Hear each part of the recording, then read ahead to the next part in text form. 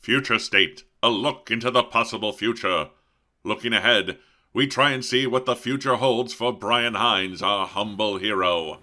Oh, I have so many regrets. I'm an old man now. What do I have to live for? Hey, Mr. Brian, your plan to regrow the rainforest worked. The environment is now 100% repaired, and the citizens of Earth are demanding you rule the world. Meh. Oh, and your entire comic book collection has skyrocketed in value, making you a trillionaire. Bah! Oh, well, last thing is they want you to star in the third Wonder Woman movie as her lover. Gal Gadot is outside waiting to get a head start on rehearsing your love scenes. Oh, it's the future. She's old now. Not interested. Yeah, but she revealed she really is an Amazon. She never ages, Away with you, boy, lest my king find your backside. Yeah, fine. I made you some soup. Soup? Hallelujah, hallelujah, hallelujah, hallelujah. I love soup. At last, a reason to live. Enjoy the show as I shall enjoy life with soup. You, boy, stop making out with Gal Gadot and add some saltines to my broth. My sacrilege. Oh.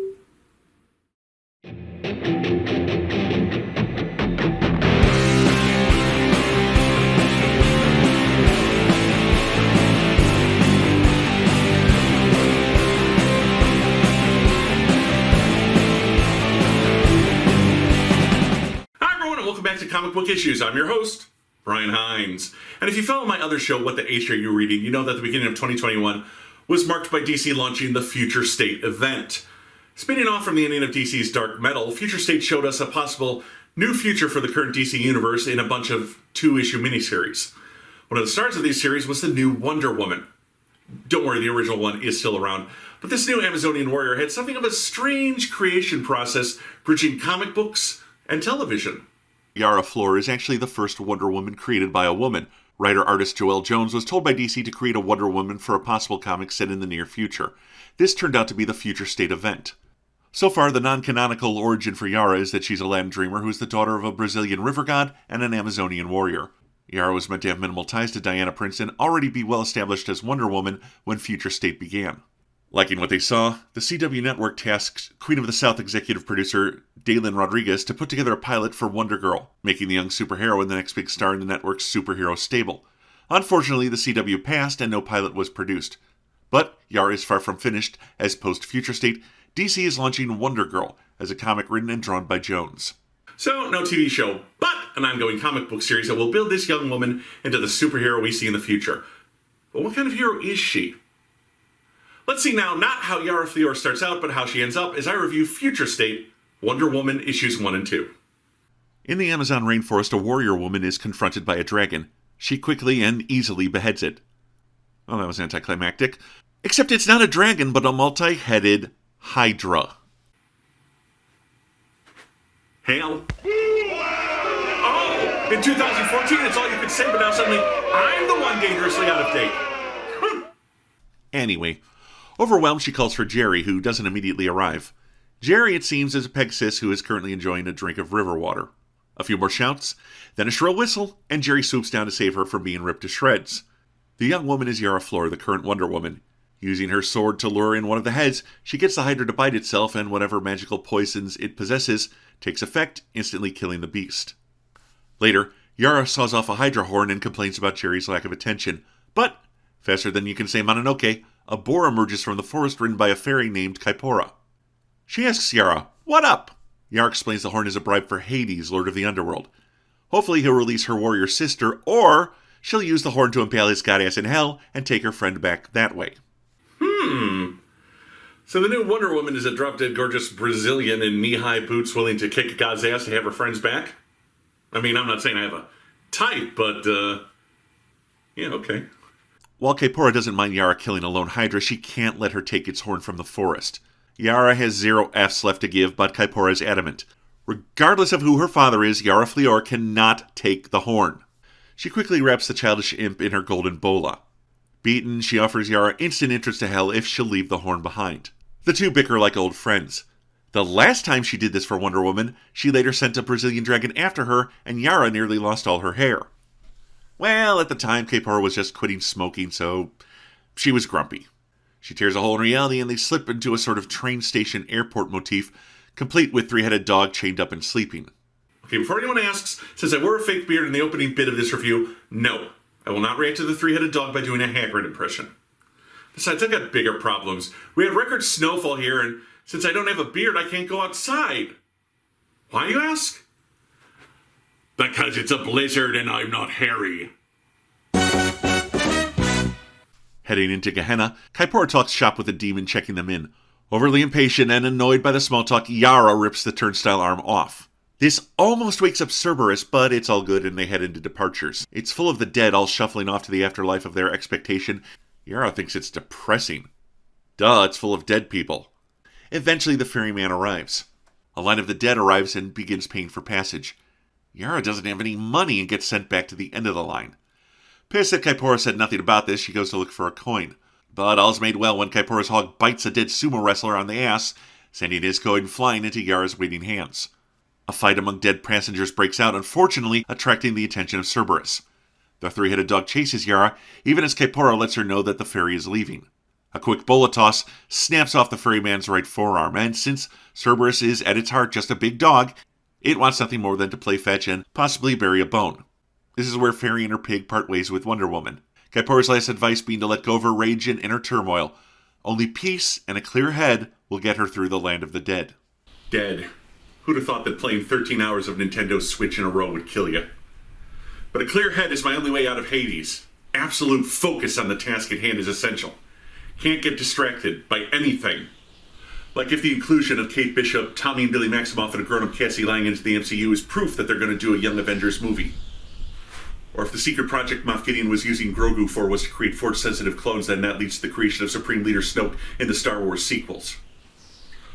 Or why in the Columbo episode Candidate for Crime, why in the final scene does nobody notice that the cityscape is just a cheap backdrop painted onto a student? She arrives in a bright field of flowers that slowly die and goes dark as she approaches a statue of death.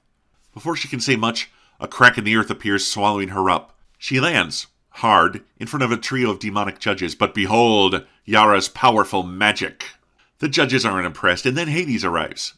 She tries to explain that she's here for her comrade, Pochira, but he's not much interested in listening. That is, until his wife Persephone arrives and whispers in his ear. He will allow Yara a chance to find her and leave, but only for as long as the sands in the hourglass fall. If by then she hasn't found Pochira, Yara will suffer an eternity of torture. If she does find her, then they will be given a chance to leave hell. Yara wades in among the countless anonymous dead. She hears Kaipora's words, move past the urge to fight, focus her memory and love on Pochira. Wonder Woman flashes back to Themyscira. During a war with an invading army, Yara is trying to pull Pochira up off a cliff she's fallen off of, made all the more difficult by her friend holding onto a spear. Seeing a soldier come up behind Yara, she lets go in order to be able to throw the spear and save her warrior sister's life. Yara reaches into the mass and pulls out Pochira. Oh man, falling to her death. What an awful way to go. Thankfully I can just turn around and walk down the other side of this narrow mountain. Peek! I was wrong! A BFF hug ensues as the last grain falls and Hades is thwarted. Now begins their chance at escaping as a swarm of spiders surges over them. Wonder Woman causes a cave-in to cut off the arachnids. But as the cave-in continues, it unfortunately pins Pochira. Yara tries to free her, but she's pinned tight, the rocks squeezing the life out of her. Wonder Woman won't leave, but her fellow Amazon makes her listen. She was never meant to leave Hades. And she knows Yara did everything she could to save her. Her death was noble because she saved Yara's life, and Yara will go on to do great things. A portal to the surface opens, and a platoon of Amazons pull Yara out, even as Pochira is sealed behind in the falling rocks. Alive, Yara is inconsolable. She failed her sister. She cries until Jerry the Pegasus nuzzles her. Annoyed into a laugh, she sits there considering what has happened. Even as Kaipora, who has narrated the last two issues, ponders that we root for our heroes not because they're perfect, but because they are imperfect and strive to overcome their flaws. And that's Yara Flor's first adventure as Wonder Woman, at least chronologically. There's a lot to like there, but is she worthy of the title Wonder Woman? Let's take a closer look at Future State Wonder Woman issues 1 and 2. The fact that this is Yara's first solo appearance is this book's biggest positive and its biggest negative. It's our first chance to get to know Yara, and we do, but we don't get any facts about her. We don't get an origin, per se. Yara is well into her tenure as Wonder Woman, and so this story is not the right place to tell us who she is on a factual level. We're not here to learn her origin, to have her powers laid out for us to understand. But with all that backstory off the table, we get a tale that's used to introduce us to Yara Flor, the person, not Wonder Woman, the legend. We're introduced to the world she lives in, the people she loves, and how she chooses to interact with that world and those people. The story we get here is a sort of comical retelling of the tale of Orpheus and Eurydice. And like that story, it's an epic tale that ends in failure and grief. Yara descends into hell to regain her friend, but ultimately learns the futility of trying to cheat death. And where Eurydice is undone by Orpheus's paranoia, Themyscira is trapped by Yara's attempts to save her.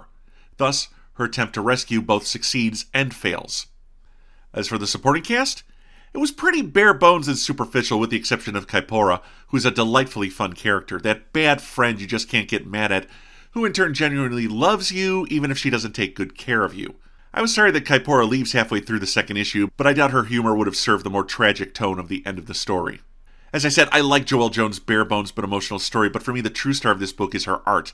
In fact, while I enjoyed her run on Catwoman, once she stopped drawing the book, I pretty much lost interest. I honestly feel these two issues are her best work as an artist to date. The action, expressions, monsters, fantasy elements, cartoony elements, and even the wildlife all work so well. The coloring is also extremely effective in this story as it adapts to whatever style is being portrayed. The sharp colors for cartoons, the muted colors for fantasy, the pastels for the real world. Visually, this book is a treat. Hey, what more needs to be said? In an event that was really just about filling issues with C-list stories, at least one Future State miniseries showed me a future I can't wait to get to. I give Future State Wonder Woman issues 1 and 2 5 out of 5 stars. Joelle Jones really just knocked it out of the park, and I can't wait for the new Wonder Girl series later this year. And hoping you won't have to wait that long until I make my next episode. This is Comic Book Issues, and I'm your host, Brian Hines.